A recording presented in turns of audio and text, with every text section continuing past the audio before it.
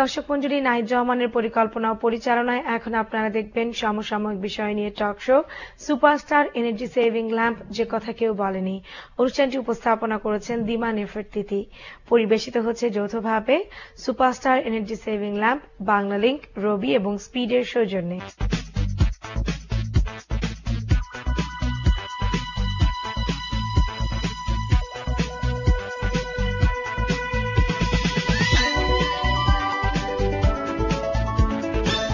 দেশের অর্থনৈতিক উন্নয়নে প্রবাসীদের পাঠানো অর্থ পালন করে গুরুত্বপূর্ণ ভূমিকা, নিঃসন্দেহে। কিন্তু তাই বলে ঝুঁকি নিয়ে অবৈধভাবে বিদেশ যাত্রায় আসতে পারে ভাগ্যের বিড়ম্বনা। প্রিয় দর্শক, আমন্ত্রণ জানাচ্ছে সুপারস্টার এনার্জি সেভিং ল্যাম্প, যে কথা কেউ বলেন অনুষ্ঠানে। আমাদের আজকের আলোচনার বিষয় ঝুঁকি নিয়ে বিদেশ যাত্রায় ভবিষ্যৎ বিড়ম্বনা। আলোচনায় আমাদের সাথে আছেন, আমি পরিচয় করিয়ে দিচ্ছি। আছেন ডক্টর নুরুল ইসলাম, পরিচালক, জনশক্তি কর্মসংস্থান ও প্রশিক্ষণ ব্যুরো, এবং আছেন আলী হায়দার চৌধুরী, মহাসচিব, বাইরা। আপনাদের আমন্ত্রণ জানাচ্ছি যে কথা কেউ বলেন অনুষ্ঠানে। যাচ্ছি আলোচনায়। আমি প্রথমেই জানতে চাইব যে অবৈধভাবে বিদেশ যাওয়া নিয়ে বাইরাকে ঘিরে জনমনে কিছু বিভ্রান্তি আছে, তো এই বিষয়ে আপনার মতামত একটু বলুন। আমাদের দেশের সাধারণ মানুষের যে ধারণা, সেটা হচ্ছে তারা মনে করে বিদেশ যাওয়া মানে বাইরা, দ্য অনলি অর্গানাইজেশন, তাদের সদস্যদের মাধ্যমে বিদেশ যায়। বিদেশ মানুষ বহু রকমে যায়। সেটা হচ্ছে বিদেশ যাওয়ার জন্য, সে ভ্রমণের জন্য বিদেশ যায়, শিক্ষার জন্য সে বিদেশ যায়, হজ করার জন্য সে বিদেশ যায়, ওমরা হজ পালনের জন্য সে বিদেশ যায়। বিদেশ যাওয়ার কোনো অনেকগুলো বিষয় এখানে জড়িত থাকে।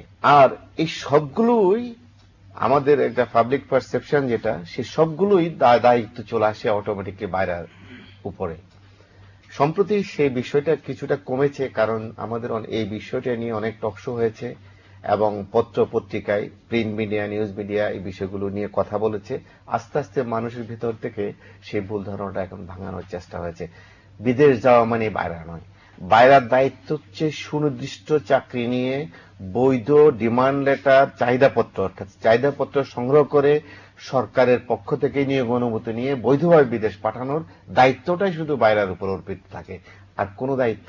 কিন্তু তাহলে জনমনে বিভ্রান্তি কেন? ওই যে বিদেশ যাওয়া মানে, সবার একটা পারসেপশন যে বিদেশ যাওয়া মানে বাইরা। আসলে তো তা নয়। মানুষ যাচ্ছে, মানুষ তার জীবনের চাহিদার তাগিদে পৃথিবীর বিভিন্ন দেশে ঘুরছে, যাচ্ছে, সেখানে গিয়ে থেকে যাচ্ছে, কেউ অবৈধ হয়ে যাচ্ছে, চাকরির সন্ধান করছে। এগুলো কিন্তু বাইরের মাধ্যমে নয়। বাইরের মাধ্যম হচ্ছে সুনির্দিষ্ট চাকরি নিয়ে, সুনির্দিষ্ট চাকরির বিপরীতে সরকারের অনুমতি নিয়ে ভিসা সংগ্রহ করে, ইমিগ্রেশন ক্লিয়ারেন্স করে, বৈধভাবে চাকরির দায়িত্ব পুরো নিয়ে তাকে বিদেশ পাঠানো। আমরা আশা করব যে আপনারা এই জনমনের বিভ্রান্তি দূর করবার জন্য প্রচেষ্টা গ্রহণ করবেন। আর আমি ডক্টর নুরুল ইসলামের কাছে জানতে চাইব যে সাধারণত কি কি ধরনের ঝুঁকি নিয়ে বাংলাদেশিরা বিদেশ যাওয়ার চেষ্টা করে এবং সেখানে যাওয়ার পর কি ধরনের ক্ষতির সম্মুখীন হয়। একটা তথ্য দিয়ে বিষয়টা শুরু করতে চাই যে আমাদের এখন যত লোক বিদেশে যাচ্ছে, যারা ঝুঁকি নিয়ে যাচ্ছে তাদের শতকরা হার কিন্তু খুব বেশি নয়, অনেক 2-3% মতো। তবুও আমরা চাই যে কোনোভাবেই যেন ঝুঁকি নিয়ে কেউ অবৈধভাবে বিদেশে না যায়।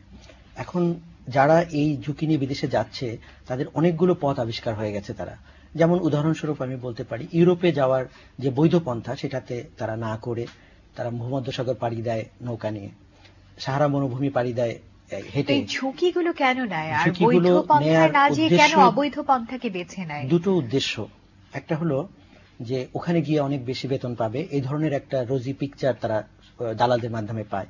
তাদের যে প্রলোভনটা, এটা তারা সামলাতে পারে না, এটা একটা বিষয়।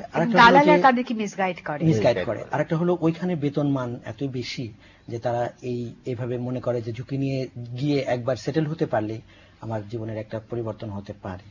আরেকটা বিষয় যে অনেকেই বলে যে ঝুঁকি না নিয়ে গেলে বিদেশে যাওয়া যায় না। এই বিষয়টা একসময় ঠিক ছিল, যারা অভিবাসন করেছে অনেকেই ঝুঁকি নিয়ে যেত, কিন্তু এখন কিন্তু সারা বিশ্বে অভিবাসন বিষয়টা একটা প্রতিষ্ঠিত বিষয় হয়ে গেছে।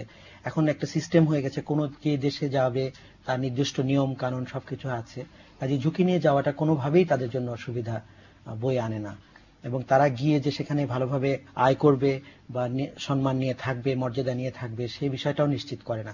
তাদের পুলিশের তাড়া খেতে হয়, সবসময় ভয়ে থাকতে হয়, সঠিকভাবে ইনকাম করতে পারে না, আয়টা দেশে সঠিকভাবে পাঠাতে পারে না, এবং আমাদের দেশের জন্য ক্ষতি বয়ে আনে। ক্ষতি বয়ে আনে।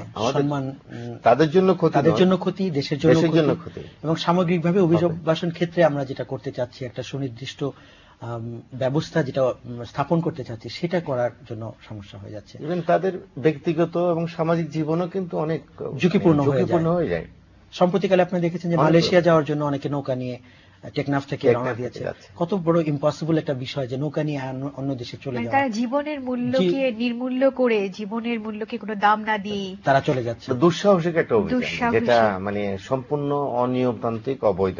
বেশিরভাগ ক্ষেত্রে তারা আসলে এটা বিষয়টা জানে না। আচ্ছা, এখন এটা আমরা যদি আনুপাতিক হারে জানতে চাই যে অবৈধ উপায়ে যাওয়ার সংখ্যাটা কতখানি? আমাদের ধারণা অনুযায়ী এটা 1%-এরও কম। কারণ আমাদের 5 লক্ষেরও বেশি লোক যায়। যতটা ধরা পড়ে বা আমাদের নলেজে আছে সেটা দেখা যায় যে 400-500 মতো হয়। এবং আমরা যদি ধরে নেই যে যারা অনেকে এমনি চলে গেছে, যাদের ধরতে পারা যায়নি, সব মিলেও দেখা যাবে কয়েক হাজারের বেশি নয়, অর্থাৎ 1%-এরও কম হয়। একসময় এটা রেশিওটা অনেক বেশি ছিল। এখন এওয়ারনেস যত বেশি হচ্ছে, আলোচনা যত বেশি হচ্ছে, মানুষ জানতে পারছে যে বৈধ অবৈধ জিনিসের সমস্যাগুলো কি, পার্থক্যটা কি, এখন অনেক কমে গেছে, অনেক কমে সচেতন হয়ে গেছে মানুষ। আচ্ছা, আমরা আলোচনায় ফিরে আসছি ছোট্ট একটি বিরতির পর।